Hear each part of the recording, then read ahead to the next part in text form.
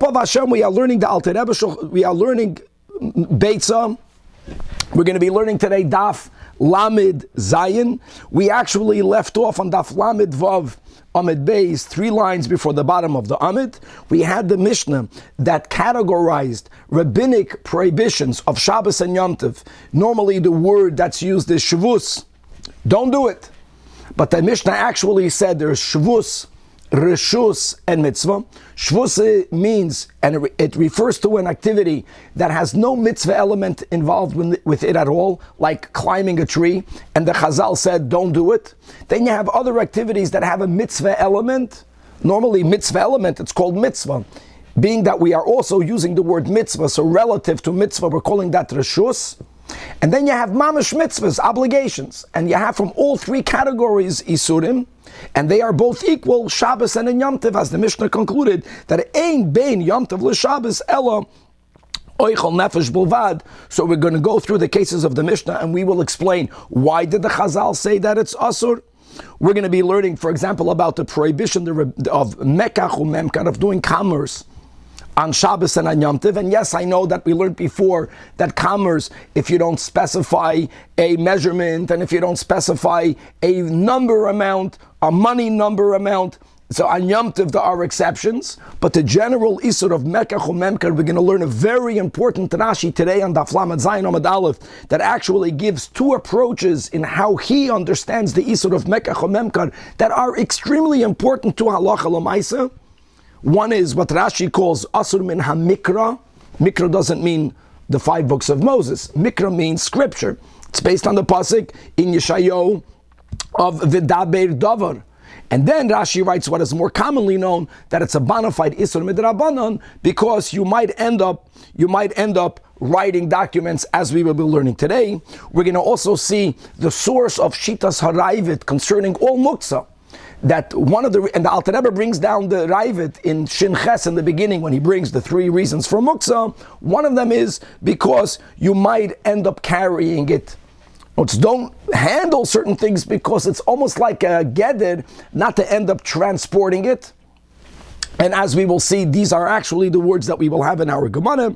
We're going to begin at least today on Daf Lamed Zayin Amud Aleph in the bottom in the Mishnah, the sugya about Tchum. Now, for those of us who learned Masechta Shabbos, and we all should learn Masechta Shabbos, we're going to learn the general concept of Tchumen. Whether we're going to follow the Shita that there is a certain distance that even midoiraisa, one may not walk beyond that. Let's go with the 12 mil. Or the rabbinic 1 mil. 1 mil is 2,000 amas.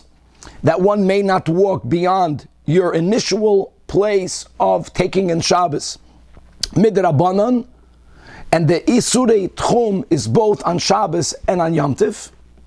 Being that on Yom Tov you're allowed to carry, we paskin like Beitzah, Hoitzah, we can do Hoitzah because mitoich shehutra Hoitzah l'tzarech oichel nefesh hutra nami sheloi l'tzarech oichel nefesh, and we already spoke out the 3-way machlokes rishonim exactly what does sheloi l'tzarech mean. It's not naked, but you can carry things. So we're going to learn that my possessions are bound to my tchum. And then we will learn details. It's not about who owns it, but it's about who is in control of that item when Shabbos or Yom Tov comes in. So for example, if I own animals and you are a shepherd, and I gave my animals over to you before Yom Tov came in, then my animals are bound to the shepherd's tchum. We're going to learn that if you have 2 partners owning, they commonly own an item. Let's go Yom Tov. Yom Tov you can carry. But each of these two partners, they have another tchum, as we'll speak out when we learn today. We'll review these dinim. Which means that I can only go to the south of the city 1,000 amas, not 2. My partner can only go to the north 1,000. Since it belongs to 2 people, the item can only be transported to an area that both of the partners are allowed to walk in, and not beyond that. So each person's limit will limit the item will become a lot more limited. That's going to lead us into the sugya of Bereira as we will see how important this concept of retroactive qualification is. We're going to learn here on Daf Lamed Zayin Amud Beis, we're going to be in the middle of the sugya. The suggestion, which is actually accepted halacha l'maisa, that when it comes to biblical mitzvahs, biblical dinim, there we paskin that we don't say that there is retroactive clarification, ein b'reina. When it comes to rabbinic dinim, like tchumen, we paskin tchumen is midrabanan, then we say yesh b'reina, and a lot more. Let's start again on Daf Lamed Vav Amud Beis, 3 lines before the bottom of the Amid. The Mishnah continued, ve'elu hein, right? We're referring back to the Mishnah, mishum reshus. So we went through Shavus. Shavus, the examples the Mishnah gave was not, you can't climb a tree, you can't ride on an animal, you can't swim in a river, you can't slap your thighs, you can't dance. And now the next case is that we're not allowed to adjudicate. Problem is that whenever 2 people are having a dispute, the judges are performing a mitzvah. It's not the reshus. Reshus we are interpreting as there was some mitzvah element. 3 judges sitting down to judge a case is not some mitzvah element. They're doing a mitzvah. Now the Gemara is not suggesting that it should be permitted. We are only asking, according to Rashi, why are we putting the loidanin in the category of reshus for a mitzvah ka'avid? It's a bona fide mitzvah. Says the Gemara, loi. No, that's not a question. Tzricha, it's needed. In other words, the putting danin in the category of reshus is only when the ikad the adif minei, when you live in a location where there are judges, there are rabbanim that are more qualified than you. We're not speaking about them being your teacher, then you may not judge. We're speaking about where there are other greater people. So then it's upon the greatest, most knowledgeable people in this location, they should be the ones that are judging. On them it's an obligation. On everyone else, if they actually assume the role of judge, if they're qualified, and it's not sliding the ones that are even more knowledgeable, they're doing something that has some mitzvah element to it, but it's called reshus, and it's not called mitzvah. According to Rashi, clearly, neither may be done on Shabbos. And I know there are exceptions, but that's the rule, that we don't adjudicate, at least not financial cases, on Shabbos nor on Yom Tov. The last line in the Amid, v'loi mikachin, we may not consecrate a woman. Let's not forget that marriage in Torah is a 2-step process, Kiddushin and Nisuyin. We're going to focus here on Kiddushin. And as we know, not just a chazer b'kitzur, that there is a machlekes and Rambam and Midrash whether marriage is a mitzvah. Of course, having children is the greatest mitzvah. And the only way a person can have children halachically, following God's rules, is when a Jewish man marries a Jewish woman in the context of marriage. That's where they may have children. But the question is marriage a mitzvah? Says the Rambam, or the Rosh says marriage is machshire mitzvah. It's a preliminary mitzvah.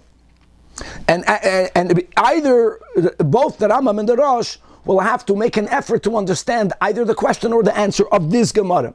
So the Gemara is asking, how can we put Kiddushin, giving the ring today, giving something, the Bishloisha, the Mishnah says in the beginning of Kiddushin, whether it's Kesef, Shtar, or Bia, however you are affecting the first step of consecration, that's called Reshus, some mitzvah element. If it's a bona fide mitzvah, it's mashma like the Rambam.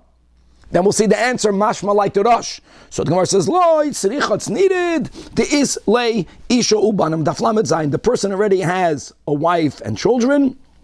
Very interesting that the Gemara doesn't say that he has children already.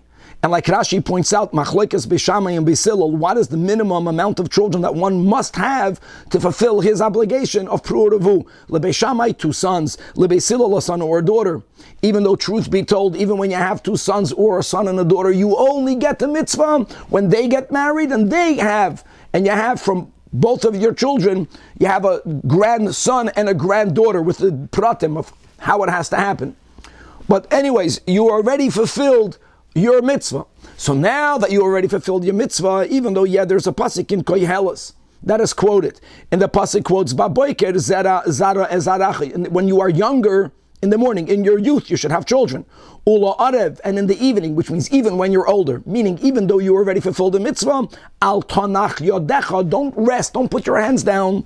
But that's called a a mitzvah element, but you're not mechuyev, and therefore the Mishnah puts it in the category of reshus. This is mamish, mashma like the Rosh. The Rambam will understand the Gemara's answer. Of course, it's a mitzvah to get married. But why on Yom Tiv? You can get married out of Yom Tiv. You can get married Matzah Yom Tiv. You're not mechuyev to get married right now. That's why it's called, according to the Rambam that holds that it's taka mitzvah, it's called reshus, because since you already have children. So the timing is called the timing of reshus. Weiter. Also, the Mishnah put these in the categories of reshus. Before I go on, what about nesuyin? So not for now, but we have this already online, that the big Ran in the beginning of Ksubos actually considers nesuyin, the second step of marriage, also as a kinyan. And the common denominator of all these prohibitions on Shabbos and on Yom Tov is we may not affect a kinyan on Shabbos and on Yom Tov. So if nesuyin is considered a kinyan, then nesuyin will also be prohibited on Shabbos and on Yom Tov. If we're going to say that the actual marriage itself is not called a kinyan, then one will be allowed to affect nesuyin on Shabbos and on Yom Tov. The only prohibition will be to affect the kiddushin, and we'll leave it at that. Kinyan means an act of an acquisition, a transaction. Even though the word transaction is a poor word to be used when it comes to marriage, but the first step is considered there's some sort of transaction. There's a certain type of change of dominium. I belong to you, you belong to me. And then the suyin, according to some, there's no transaction happening. It's just a full merging of two people together, but not in a transactional way at all.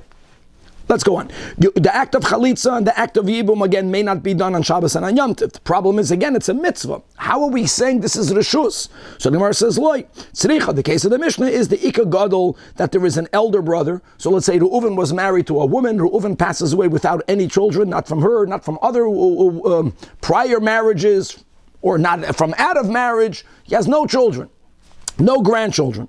So Reuven's brothers have a zika, have a connection to this widow, and they have to either cut it off by doing chalitza or concretize it, finalize it by doing an act of yibum. But the ideal mitzvah is on the eldest living brother. Mitzvah begadol liyabim.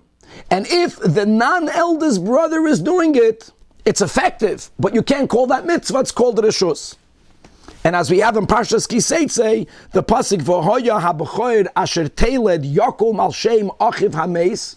The Rebbe always quoted, Ein mikra yotzim idei pshutai. We're going to learn in Yevamis, the Chazal actually say, Ein mikra yotzim idei pshutai chutz from this verse. That this pasuk is yotzim idei pshutai. There isn't a pshutai interpretation. V'hoya habechoyer doesn't mean that the child that's born should be named by the brother. V'hoya habechoyer means that the eldest brother has the mitzvah to marry. That's the taich of that pasuk as we're learning Yevamis. Right. Now, v'chulu, all of these actions that may not be done, so all of the actions is adjudicating, affecting kiddushin, chalitza, and yibum. Why indeed may it not be done? So we use the word kinyan, because we're doing some sort of act of acquisition, or we are making a transaction, What's wrong with making a transaction? Because you might write it down in a document. You might document, and writing is asan midoraisa. And just continuing as we left off yesterday, that the problem must be a biblical problem. If not, normally we don't make a decree to protect another decree. The isur midoraisa is to write. If you're going to make something that's called a kinyan, even when you adjudicate, many times the judges have to write their ruling. They don't have to write the ruling, but they end up writing their ruling. Kedushin is something that could be done, could be effected through a document. There is a document that records the chalitza. There's a ksuba that's written for the yibum. Of course, they could be done after Shabbos, after Yom Tov, but they might forget, which is why it may not be done. Now, going back to the Mishnah, what are the other examples the Mishnah gave of mitzvah items, mitzvah, which may not be done, you may not consecrate something, and there are many ways of giving something to God and to the Beis HaMikdash. One is called an act of hegdish, one is making a vow called a assessment vow, ma'arichin, one is called making a chedem, machloikas stam chedem lebedek habayis, stam chedem lekohanim, we paskin stam chedem lebedek habayis, and why not? Now here's a challenging line. Why may you not be mekadosh something? Because you might make commerce. Because again, it's going from your dominium, you're giving it over to God's dominium. So there's a change of ownership. Not between two commoners, but still, if that will be allowed, then you might do commerce. Now hold on, why may you not do commerce? We cannot make Gzeira l'Gzeira. So here is a very important Rashi, 7 lines from the top of the Amid. Why may you not do commerce? How is giving something to God like commerce? Because the item that you were magdish left your dominium, left your possession, and it went into the shus hegdish. Now commerce is usher by scripture. Not from the 5 books of Moses, but from Nach, from Nevi'im. It says in Yeshayim, as we use this pasuk continuously in Masechta Shabbos. So it seems to be that Rashi is saying that if something is prohibited by the Nevi'im, you can make a Gzeira for that.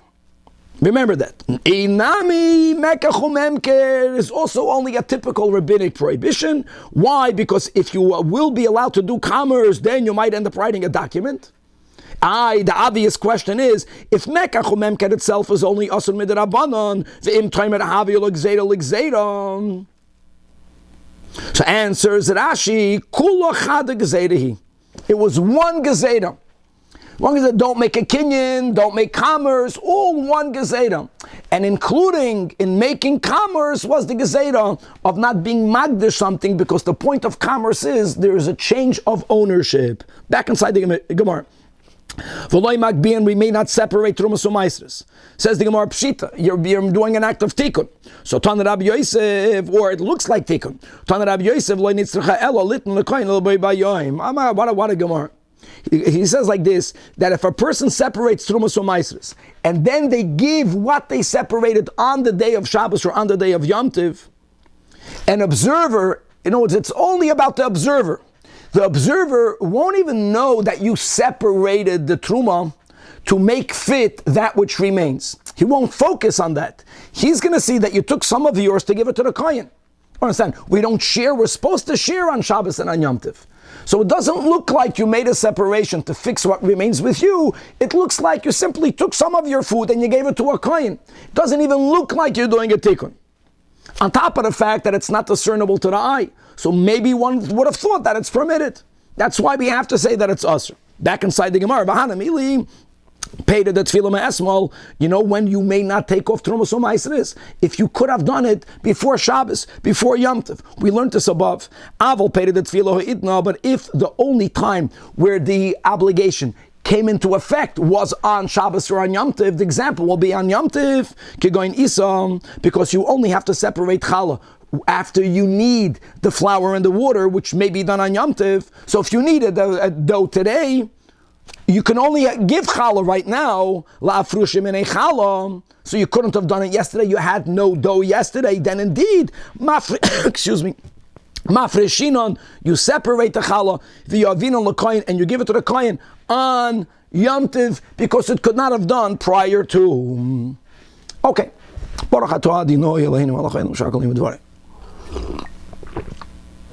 Asks the Gemara on all of the above. The word Shavuos we are familiar with. Shavuos is, normally it's Asur Midrabanan, and for Shabbos and Yom Tov you have a unique word that's exclusively used, Shavuos. The word of the Shavuos doesn't imply a prohibition. The word mitzvah doesn't imply a prohibition. In other words, they are all, even the Shavuos is Asur Mishum Shavuos. Even the mitzvah, the ones that were mentioned, are asur mishum shvus. That has to be clarified. And next question, V'hane mishum mitzvah ika, mishum shvus leka, so Amar Rabbi Yitzchak, loy mi boye ka Amar. Loy mi boye shvus gereidus, the first category in the mitzvah, in the Mishnah that had no mitzvah element at all. Of course they're awesome.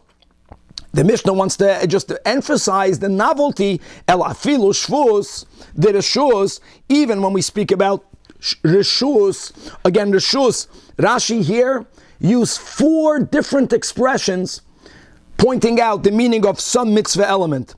He writes the words lichluch, lachluchias, mitzvah, ksas mitzvah, shemes mitzvah, I'm reading from Rashi, kirvus mitzvah, near a mitzvah, even reshus is also prohibited. And then, v'loy mi boy shvus the reshus the asir, ella, afilu shvus the mitzvah, still, the Chachamim have a koyach to say, don't do it on Shabbos and on Yom Tov, nami asir. Then the Mishnah concluded that actually all of the examples that were given in the Mishnah of shvusin were said initially regarding Yom Tov, and certainly regarding Shabbos. And the Mishnah concludes, ein bein Shabbos li Yom Tov, ein bein Yom Tov li Shabbos. I'm going in the wrong direction. Ein bein Yom Tov li Shabbos, elam oichel nefesh bolvad. Now, Chevra, if you just learned this Perek, Daf Lamed Heyomet Beis, the Mishnah began, the Perek begins by telling you that you are allowed to lower produce through a skylight to prevent financial loss on Yom Tov and not on Shabbos. Here you go, there is a difference. V'nemini, the end of the narrow lines. Mashilin derech haruba b'Yom Tov v'lei b'Shabbos. So, and that's not only oichel nefesh, it's not about food, it's about saving your things. So indeed, Amar Rabbi Yosef loy kasha must be that Ha Rabbi Eliezer. Ha Rabbi Eliezer means that our Mishnah that says Ein bein Yom Tov Shabbos elo oichel nefesh bilvad follows Rabbi Eliezer. Rabbi Eliezer does not allow financial loss to be a mitigating factor even on Yom Tov. Rabbi Eliezer does not allow for you to lower anything through your skylight on Yom Tov. If you can't do it on Shabbos, you can't do it on Yom Tov. The Mishnah Daf Lamed Vav Amid Beis, our Mishnah follows Rabbi Yeshua that he does allow financial losses to be a mitigating factor, and it allows us to find a tatum on Yom Tov. Tetanya, where do we find that? Oisev es benoi, we may not. Under Oichel Nefesh, correct? According to Rabbi Yeshua, it's a different way of allowing us to put it down. It's not mitzad Oichel Nefesh, tzorich nefesh, correct? In other words, the Mishnah in the beginning of the Perek has nothing to do with food, it has to do with financial loss. Clear. Clear.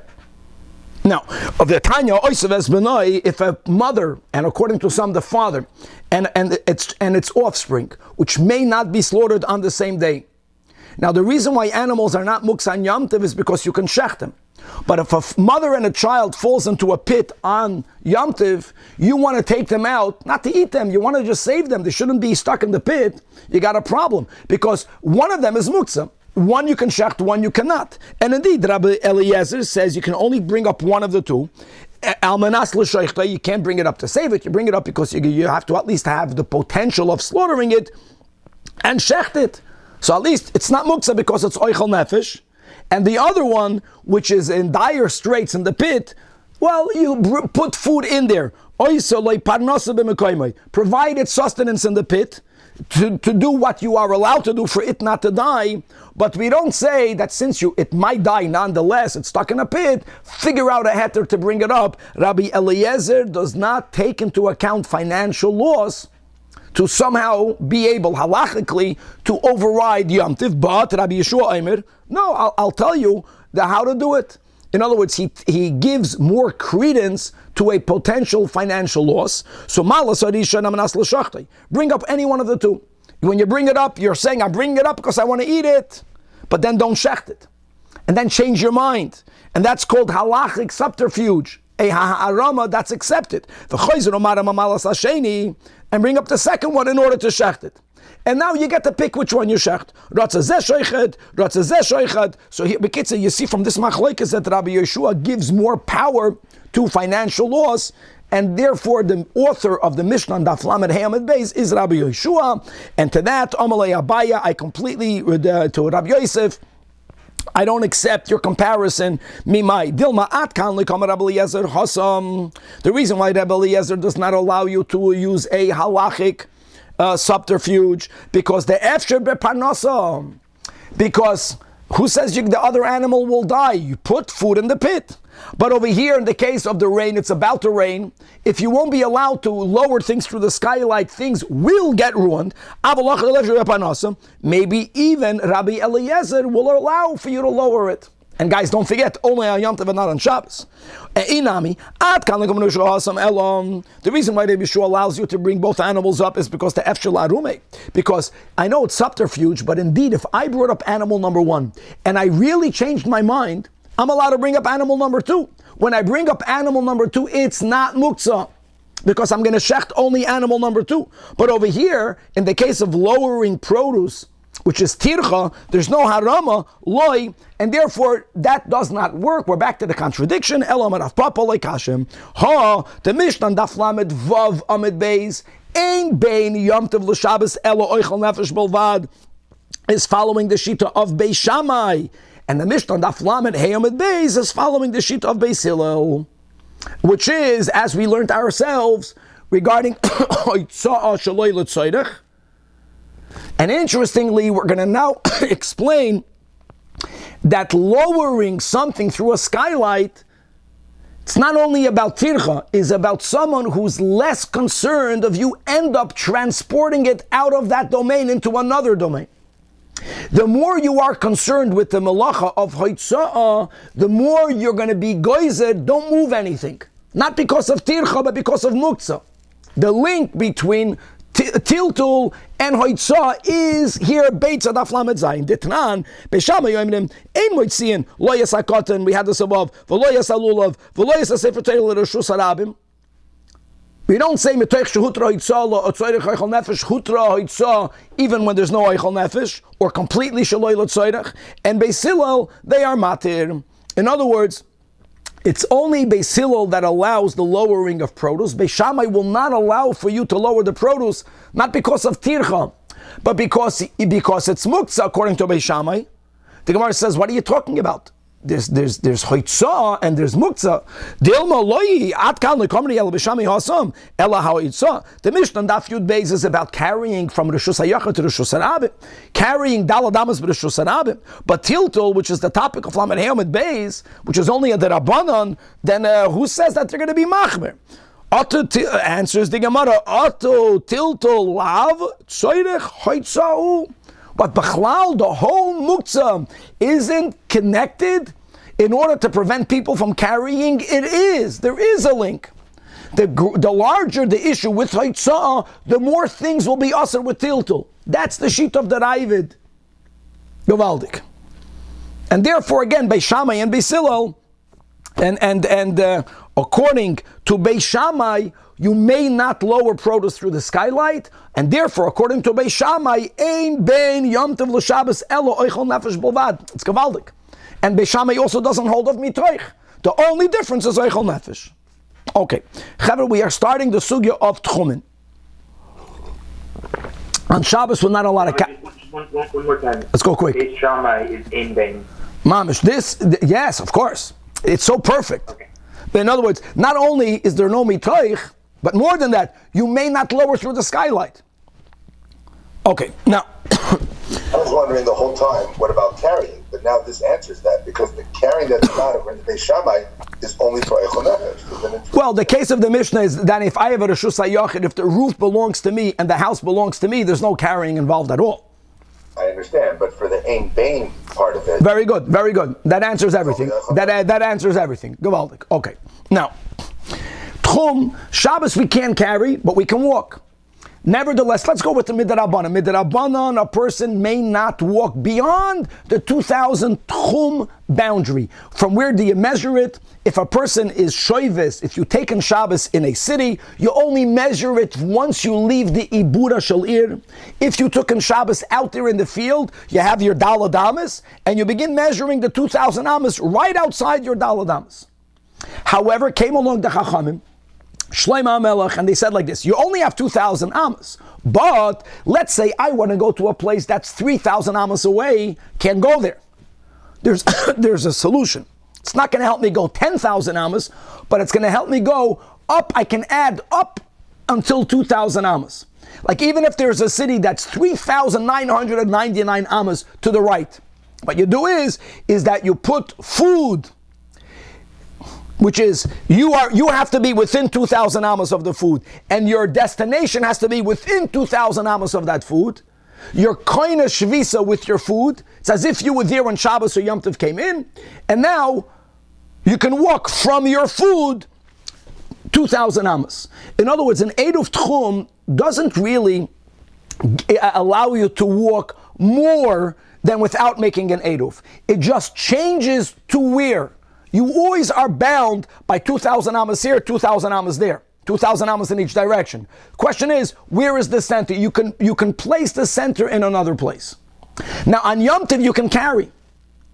So there's another nuance, and that is that all of my things, living things, inanimate things, they are bound to my tchum. Wherever I can go, they can be transported, even if I'm not doing the carrying.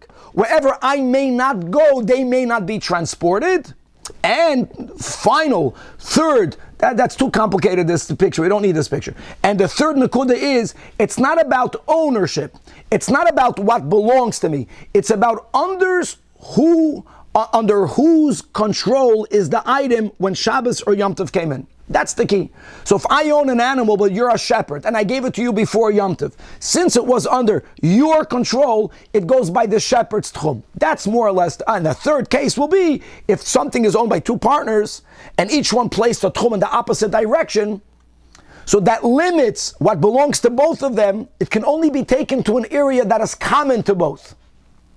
And you know what? If one guy put an aid of 2,000 amos to the right and the other one put a 2,000 amos to the left, then this item cannot move at all.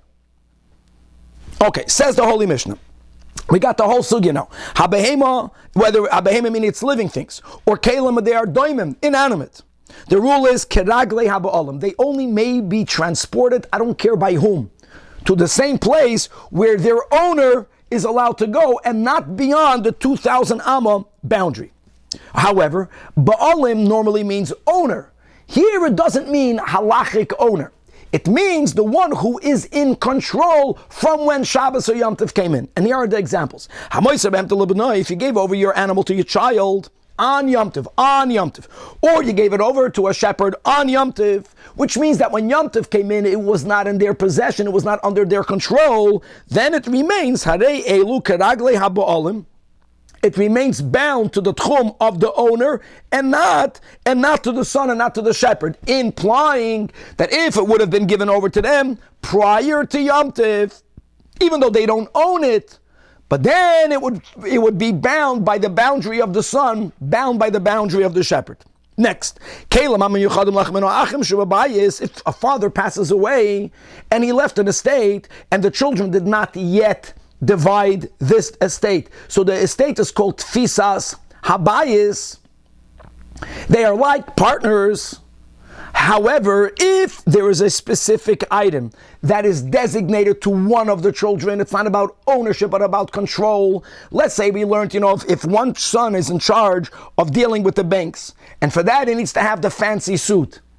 So the suit legally belongs to all the brothers, but he's the one that wears it.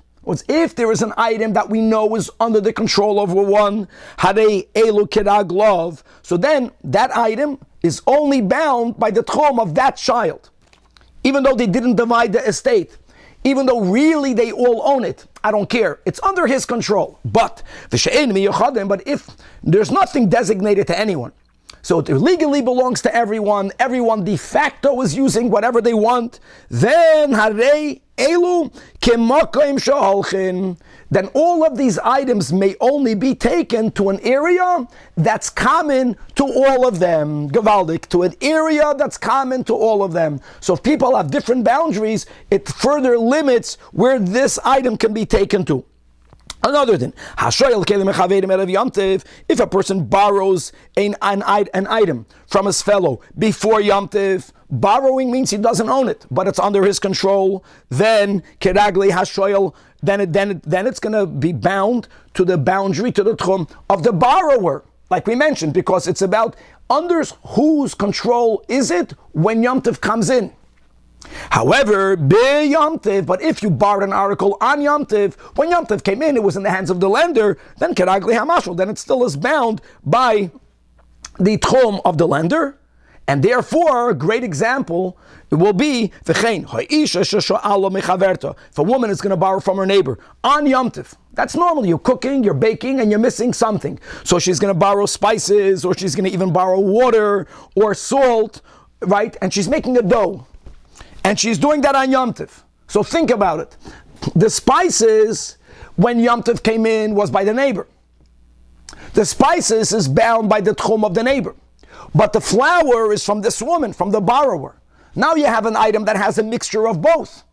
So now this item is bound, can only be taken to an area that's common to both.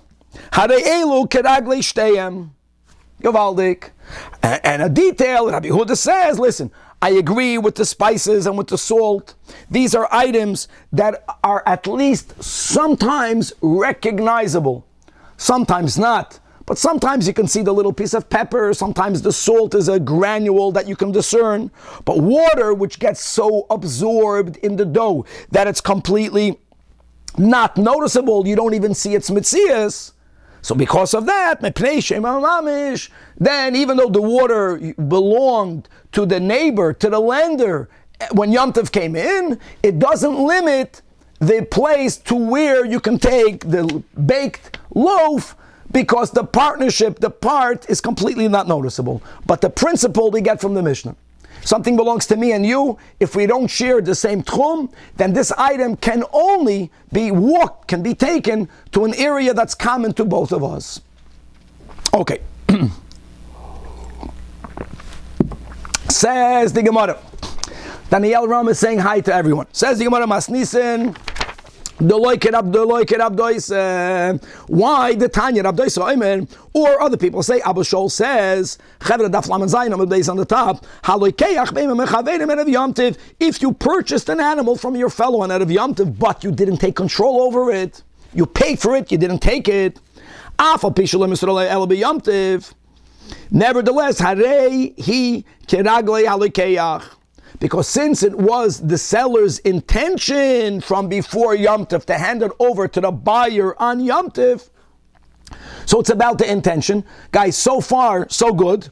Hold on. Which part of the Mishnah is not like it? Abdoisa next. Next case, if you give over your animal to a shepherd, here again, even though you only gave it over to him during Yom Tov, similar note, since you knew from before Yom Tov that you're going to give it over to the shepherd, so it doesn't bother me that it wasn't under the shepherd's control when Yom Tov came in. Our Mishnah seemingly doesn't say that. Our Mishnah emphasizes it's about under whose control is it when Yom Tov comes in. So the Gemara says, no, they can go together. Afilu temer abdoisa. And v'loi kasha. Kan, the Beitzah that we just quoted, is when there is only one shepherd. That means you knew to which shepherd you're going to give it to. There's only one shepherd. Then I don't care if de facto you did not give it yet, since it's known that you will give it. Known to you. However, the Mishnah's case was there were two shepherds.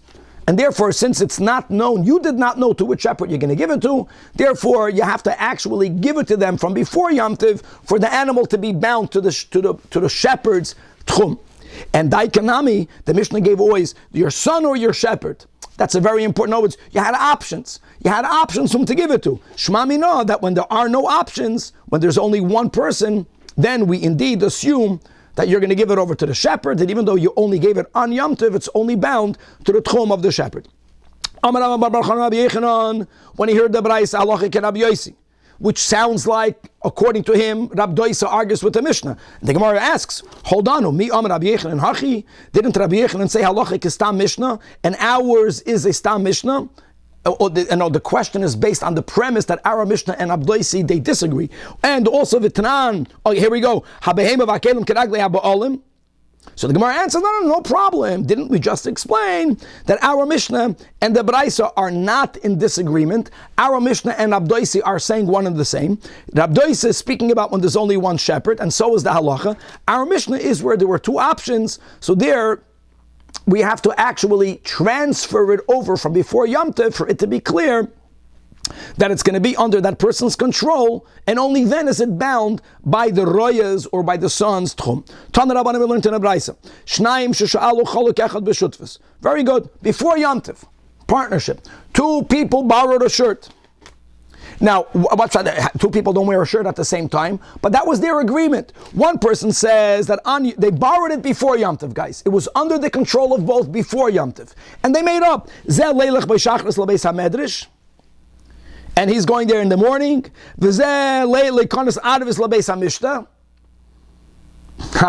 It's interesting, it's ironic. In other words, not both to Beis HaMedrash. One guy is the learner, one guy is the partier. Fine. And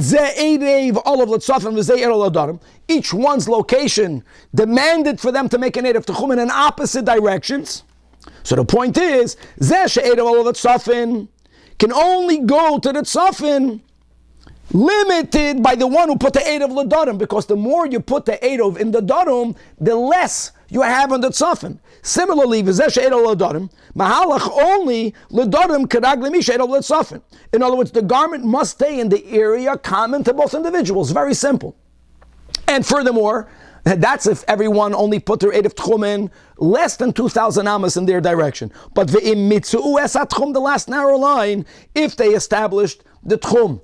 Mamish at the limit means if I put my Tchum to the Darim, almost 2,000 amas. You know what that means? That means I can't go to the Tzafin at all. So then the garment is stuck. That's the nekuda, that whatever belongs to two people, if they don't share a common tchum, the item is bound to only the areas where both of them can go. Itmar, we learn. Can you say the fact that they emphasize who's going to wear it when? Maybe their ownership's split. One's going to own it half of it. Thank you, Rabbi Chaim. The chiddush is that even though they specified me in the morning, you in the afternoon, one might have thought that since they said, Ki'ilu, I'm in the morning, we should view it that in the morning it's completely mine. That's what you might have thought. And therefore, it can be taken to anywhere I can go. Says the Gemara, no. Since you are a partner, since we borrowed it together, we are both responsible. That's probably how we're both chayv achrayis. So then I'm bound by your tchum. Very good. Itmer, now here we go. Here we have the case of the machlekes. Guys, we'll go as far as we can go. This is Gavaldik Asug. Guys, the beginning of the wide line. Shnayim shalakhu chavius ubehema b'shutvis. Here again, it's important just to get this thing clear. They entered a partnership before Yom Tov. And you know what they decided? They decided before Simchas Torah that on Yom Tov, half of the barrel to you, half of the barrel to me. On Yom Tov, we're going to shech the animal, half to you, half to me. Very good. So, l'chayda, based on what we learned until now, since when Yom Tov came in, it belonged to two people. It's can only be taken to an area common to both. However, look at this. Comes along Rav, and he differentiates between the behema and the barrel. It's very similar to Rabbi Chaim, to what you were getting to. But before we were speaking about a shirt. By a shirt, everyone, when they take the shirt, when I take it shachris, I take the whole shirt. When you take the shirt to Maitiv, you take the whole shirt. Here by the barrel of wine, when we divide the barrel on Yom Tov, I took half and you took half. You understand the issue here? So now the question is, let's just speak it out. If we subscribe to retroactive clarification, let's speak about the barrel of wine, one can argue that it's not like when Yom Tov came in, all of it was under my control and your control, which limits where you can take it. No, half was mine, half was yours. I don't know which half until when we divided it, but once we divided it, it's retroactively clarifying whatever I took was always only mine. If it's only mine, then it should be free to be taken to everywhere I can go. So therefore the Haftaka says, Chavius Muteris means that the fellows, the other partner who did not get that half, doesn't impose any boundary on it. However, by the animal, even though we shechted it and we divided it, nevertheless, asura, it remains bound to only an area that's common to both, even though they divide. Now the question is, but you get, first of all, we get both the animal and the chavis is not the shirt, because when I take the shirt for those hours, I take all of the shirt. Here, you taka divide and you get it in half. So it's almost when it says the chavius, it's not talking about I'm taking the whole barrel. No, half. Okay, very good. And guys, we're not even talking about the barrel. We're not talking about the container. We're talking about the wine. Very important. In other words, once it's divided, everyone has only half. If you hold of Bereira, you should be less limited. So Rav goes in between. Also, you're shechting it. Now we're splitting the meat. Everything, same thing. Everyone gets half. We're speaking about that which is solely mine, that which is solely yours. Shmuel disagrees, and Shmuel says that he agrees with the animal. He says chav yisnami asura. Now Shmuel makes sense because Shmuel does not subscribe to Bereira. When Yom Tov came in, that item was under both control, so it's always bound, even after they divide it. But the Rav, what's this difference between a behema and a chavis? If he holds the Eish Bereira, which is l'chayra the only reason why he can be matir the chavis, then afilu behema tishteri. After you divide the animal, let's go retroactively. That half was always only under my control. And v'ika savar, like Shmuel, ein Bereira, afilu chavis namis asura. So the Gemara says, indeed, you're right. It's about Bereira. Shmuel does not hold of Bereira. Rav holds of Bereira, but Lo'olam, Rav holds of Bereira. And that's why Chavis is Muteres. Muteres means it's only bound by the tchum of the one who got his half. However, the Shanya Behema, how is the Behema different? Listen to this logic. The Koyanki Tchumen Mahadadim. Since when the animal was alive on the onset of Yom Tov. Let's go Bereira.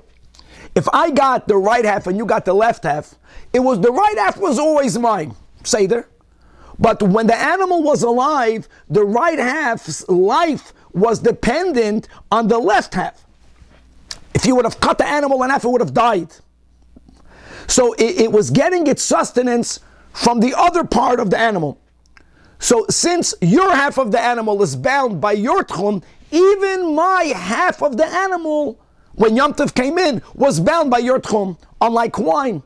Wine is not deriving sustenance from anything. Gewaldig. And therefore, each portion continues, verstehst, to be bound by the tchum of the other. As our logic. So, Omri le'Rav Kahana v'Ravasi le'Rav.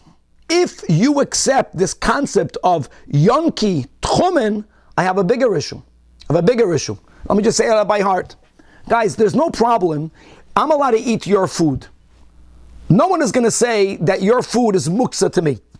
Why? It was never say, my food was designated mukhan to be eaten.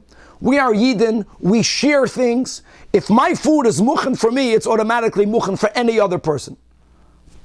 But when two people plan to divide something on Yom Tov, the whole concept of a dividing of a partnership is, at that moment, what's yours is yours and what's mine is mine. That's pshat, dividing a partnership. If we're going to subscribe to Bereira, that Ke'ilu half was meant to be mine and the other half yours, your half should be muksa to me. When you divide a food item on Yom Tov as partners, the one that is yours, especially if you hold of Bereira, that means from the outset we view that there's a half that's mine and the other half is yours. The one that's yours, the act of division makes it muktzah for me. Now I got a big problem. If we subscribe to the koyonki mahadadi, since we only divided the animal, we shechted it on Yom Tov, which means when Yom Tov came in, my half was deriving nourishment from your half. That means the status of muksa of your half should permeate my half. If you're going to subscribe to Yonki Tchumen, why are you only concerned about Yonki Tchumen? In other words, Rav is saying that the animal can only be moved to an area that's common to both. But in the area that's common to both, you can move it. How can you even move it there? And only Uleisr Tchumen chasheshu. Gavaldik question. Can you explain this muksa concept again? I'm sorry. Why? Okay, let's go. A few steps. Number one, we're going with Bereira. So let's say me and you own an animal. Now, then I guess if you own an animal, no one is going to say that I cannot move your animal. It's muksa for me. Why would it be muksa for me? The animal is yours, and you're a Yid. Part of your designation is for you to eat it and for you to share it. But when you divide a partnership, the whole movement of dividing a partnership is at that moment there's the opposite of sharing. dividing a partnership means I'm taking, for me, midas shadoim, shali shali, and shalach shalach. We're making a division. The act of dividing a partnership should render yours, what's yours should be muksa from me. Let's go with that premise. It has to be that way, or That's the premise of the question. Obviously, Rav won't agree with that. But that's the premise of the question. Now, if we're going to say the koyonki... If that was the case, how can I shecht an animal? That's muksa that belongs to you. That's exactly his point. How can partners shecht an animal? How can you divide? In other words, now again, another thing, Danny. If you don't subscribe to Bereda, I don't have a problem. When I'm shechting the animal, it belongs to both of us. But if you subscribe to Bereda, that means after you divide it, it was from the outset, mine was mine from the beginning, yours was yours and not mine from the beginning of Yom Tif. Not mine meaning your part is muksa, and because it was living, it was yonki mahadadi, it was deriving nourishment each half from the other half, so each half should make the other half muksa. And Rav didn't answer. Shasak Rav. And Bachlal, you should know that Chassidus bring so often from these statements. This is not the only time. Rav, especially Rav didn't answer. According to many Rishonim, it's not because he accepted the question. He didn't have words to answer. The whole idea of Chachma and Bina. Just because you don't have the right answer doesn't mean you're wrong. He was quiet, and according to many, but he still remained with his shita. For Tchumen, we say Yanki Tchumen Ma'adadi, and for Muksa, we don't say Yanki Muksa Ma'adadi. Okay. Now, my Hava law means, my Hava law regarding Bereda. Bereda or not, at least by the barrel of wine, there's no issue, right? Bereda or not. Once we divide the barrel of wine on Yom Tiv, can I take it to anywhere I can go? Or am I still stuck with your Tchum? Machlokes. Rab Hoishaya Amar Yesh Bereda, and therefore my half after you divide it can be taken to anywhere I can go. Rabbi Yechanan Amar like Shmuel Ein Bereda. So there says the Gemara, Sama Rab Hoishaya Yesh Bereda. No, Rabbi Hoishaya doesn't subscribe to that. Vehatanan, guys, we learned this on Daf Yud, so we can review it. Bekitzin, a corpse gives off tumas oil, not only under the same roof, but if there's a doorway. Even if the door is closed, but the mace is going to be going through that doorway, anything under the doorway area is included in tumas oil. Now, what's going to happen if you have a room that has many openings and each one has a doorway, even if they're all closed? If we don't yet know through which doorway the mace is going to go, it permeates tumah to that which is under all of the doorways. Let's begin. Hameis babayis, there's a corpse. And there's many doorways, and we don't yet know through which one the mace will be taken out. So this halacha l'Moshe Sinai, that even though the door is closed and something is on the other side of the door, but it's under the doorway, it also is included in tumas oil. Kulam tameim. But once it's determined from which doorway the mace will go through, niftach echad mehem, then only hu tamei, and items that are on the other side of a closed door, even though it's in the doorway area, are tohidim. Now, next case. What happens if what happens if they're all closed? But the person already, the one who is in control, determined mentally through which door the mace will go out, whether it's a doorway, whether it's a window. So the din is, the Tanakama holds, matzeles ala psachim kulam, that mental designation will limit the tumah of the doorway to only the one that you intend to take the mace through. However, comes along B'Shamay and they say, when your machshava alone will have the power to take away tumah from the other doorways, only if you had that intention before there was a mace. Once a mace died, and before your machshava, halacha l'Moshe Sinai, all of the doorways, anything under it will become tamei, then something was brought under the doorway, then your machshava cannot change the status. Once there is tumah, it cannot remove the tumah. No. Af mishiyamus hameis, even mishiyamus hameis, yet your machshava will limit the tumah. Now, the question is, Beis Hillel, that your machshava is powerful, is it only mikano lahaba or is it retroactive? And that even Beis Hillel, it's only l'tayras hapsachim mikano lahaba. Your machshava only helps that if something was brought under a doorway, under doorway number 2, after you decided to take the mace outside doorway number 1, then is the item under doorway number 2 not going to become tummy. But if something was there prior to your machshava, you don't go retroactive. In other words, the Gemara points out, based on the statement of Rabbi Hoshaya, only mikano lahaba in lemafrei aloi. Now, if Rabbi Hoshaya will hold of Bereira, it should go even lemafreya. And because of that, the Gemara says, indeed, Eipach, Rabbi Shai is the one that says Ein Bereira. He is the one that paskins like Shmuel. He's the one that says that our barrel, even after we divided it, my contents will continuously be bound by your tchum as well as mine. And Rabbi Yochanan is the one that says, Yesh Bereira. You know what, Chevra, we'll stop over here, and we're going to have a problem with Rabbi Yochanan, and we're going to see over here again, like we mentioned in the introduction, the big difference between Bereira, Midoiraisa, and Dinei Doiraisa, which we paskin, we don't say Bereira and Dinei Toira, and we paskin that yes, we say Bereira and Dinei Derabanan. To be continued.